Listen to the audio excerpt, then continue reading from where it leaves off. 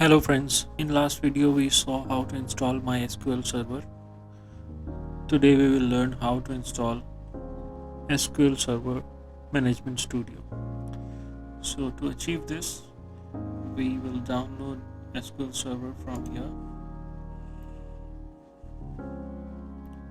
I will click on that file, just allow it.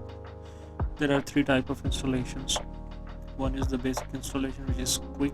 It will just install SQL Server for Windows Database Engine features, the basic features. Custom install, where you can install the full version of Microsoft SQL Server. I'll leave the third part. So if you are new to this, you can choose the basic version. We'll click custom. It will show you how much space it requires and the path where it is going to install. Click install.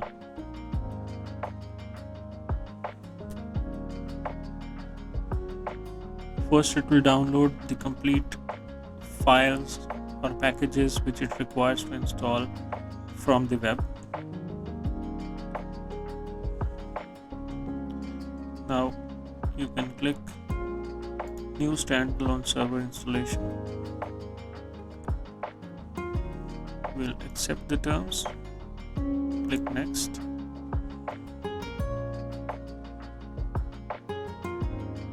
It is checking for any update available. There are no updates available. This is the latest one. First it is creating a report that your system is eligible for installation or not. So if you see everything is passed, only the Windows firewall is creating an issue, but that is a warning, that is not an error. So we'll click next. Here you can choose what tools you want. So first thing, we need database engine, SQL Server replication. Machine learning we don't need. Rest of the things are okay. We'll click next.